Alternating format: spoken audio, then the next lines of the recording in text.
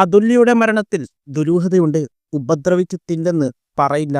എനിക്ക് 3500 ദിർഹം ശമ്പളവുമുണ്ട്. ഷാർജയിൽ മരിച്ച നിലയിൽ കണ്ടെത്തിയ അതുല്യയുടെ മരണത്തിൽ ആരോപണ വിധേയനായ ഭർത്താവ് സതീഷ് ശങ്കർ വിശദീകരണവുമായി രംഗത്തെത്തി.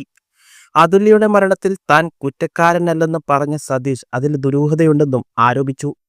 അതുല്യ മരിച്ച മുറിയിൽ ബെഡ് മാറി കിടക്കുന്നതും മുറിയിൽ കത്തിയും മാസ്കും കണ്ടെത്തിയതും സംശയങ്ങൾ ജനിപ്പിക്കുന്നതാണെന്ന് സതീഷ് പറഞ്ഞു.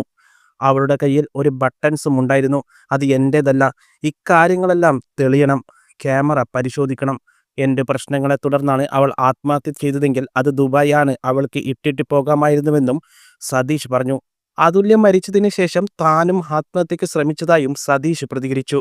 കൊല്ലം തേവലക്കര തെക്കുഭാഗം കോയിവില സ്വദേശിനി തട്ടാന്റെ വടക്കയിൽ അതുല്യ ഭവനത്തിൽ അതുല്യ ശേഖർ ഷാർജയിൽ താമസസ്ഥലത്താണ് ശനിയാഴ്ച മരിച്ച നിലയിൽ കണ്ടെത്തിയത്.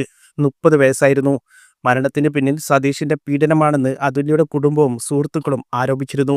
ഇതിന് ശരിവെക്കുന്ന വാട്സാപ്പ് ചാറ്റുകളും വീഡിയോകളും പുറത്തു വന്നിരുന്നു. ഇതിന് പിന്നാലെയാണ് സതീഷ് വിശദീകരണവുമായി രംഗത്തെത്തിയത്. താൻ മദ്യപിക്കാറുണ്ടെന്നും അതുല്യയെ മർദ്ദിക്കാറുണ്ടെന്നും വിശദീകരണത്തിനിടെ സതീഷ് പറഞ്ഞു.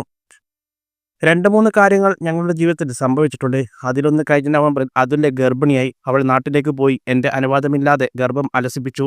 അതിനുശേഷം തിരിച്ച് ഇങ്ങോട്ടേക്ക് തന്നെ കൊണ്ടുവന്നു. എന്തിനാണ് ഇത് ചെയ്തതെന്ന് ചോദിച്ചപ്പോൾ അവൾ പറഞ്ഞത്, നിങ്ങൾക്ക് 40 വയസ്സായി, നിങ്ങളൊരു ഷുഗർ രോഗിയാണ്, മറ്റൊരു കുഞ്ഞിനെ കൂടി നോക്കാൻ എനിക്കാകില്ല, കുഞ്ഞായി കഴിഞ്ഞാൽ മറ്റൊന്നിനും സാധിക്കില്ല എന്ന്.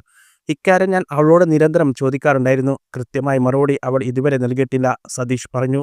കൂടുതൽ വാർത്തകൾക്കായി ഈ ചാനൽ ഇപ്പോൾ തന്നെ സബ്സ്ക്രൈബ് ചെയ്യുക. നന്ദി.